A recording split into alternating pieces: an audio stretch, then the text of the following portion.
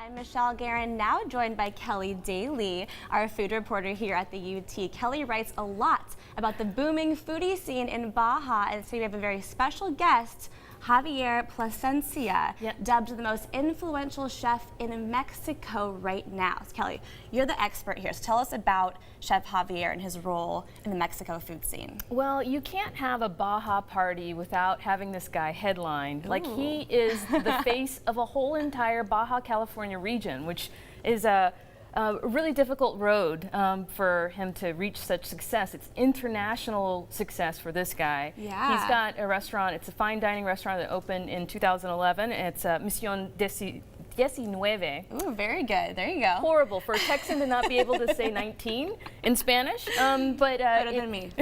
And he's got a bunch of other restaurants too. And really, he came to prominence when the New York Times did this wonderful piece about him, reforming Tijuana, reforming the image of the Baja California in general. And then there was this awesome New Yorker piece. Maybe you caught it in January 2012. Oh my gosh, and here we have it. Okay, well, the camera's not on me. Bragging rights. But in it, he looks a lot younger. Hey! As his right-hand man likes to point out, Adria. It's called The Missionary, Can an Adventurous Chef Remake His City's Image? And it is a very lengthy but beautiful piece about how we struggle with the image of Tijuana, at least in the 2007-2009 drug violence kind of period, and how when he opened his restaurant, there was such prejudice and bias about going to Tijuana and having a gourmet experience and giving it a chance, its culinary scene a chance. And so right now we have Javier here. Yeah. He's so here. let's see what we're going to make Surprise. today. We were Javier. Nice to be here. Nice to be here with you guys, and thank you for those kind words. Yeah, great introduction. It was just like so much effusive words about you being, you know, the savior of Tijuana and the food scene there. So can you tell us a little bit about what your genre is? Because when people hear Mexican food, they're thinking, you know, enchiladas, they're thinking fajitas, but this is not that kind of Mexican food.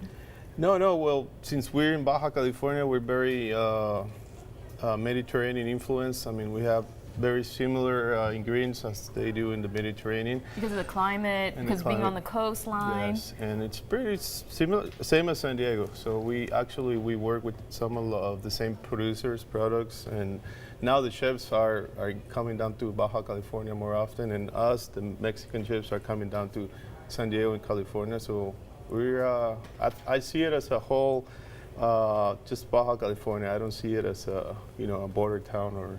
That's great. So that's very important for us. And well, it's a little different than what we see in San Diego. And I do want you to explain some stuff while you cook too. And well, actually, what I'm going to do is, because I know you like to have a drink sometimes. How do you know I like to have a drink? I thought I'd bring you something special for you. And in Tijuana, actually in Tijuana, Ensenada, Rosarito, you see these carts, street carts that sell clamatos, which is a tomato and clam juice based drink. And now we're just playing around with them, and it's like sort of like a Bloody Mary. We're going to put abalone and fresh caracol.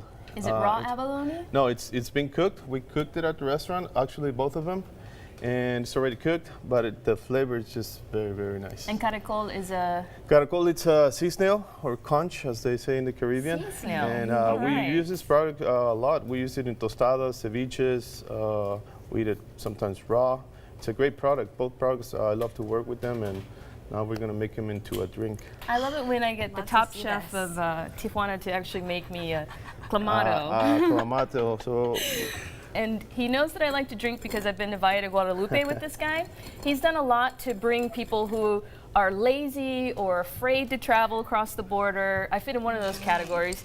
He does a lot to bring us over to experience, Baja California the way he experiences it, which is like a really relaxed ranchero, likes to drink in the afternoon, a little bit of wine, right? Yes. Am I wrong? I'm okay with all of these things. That sounds good for me. In the vineyards of Valle de Guadalupe, just hanging out with a bunch of people and tearing through lots of the wine that's produced there. It's the top wine producing region in Mexico. Amazing. Yeah, Am I wrong? we produce 90% of the wines that are consumed in Mexico.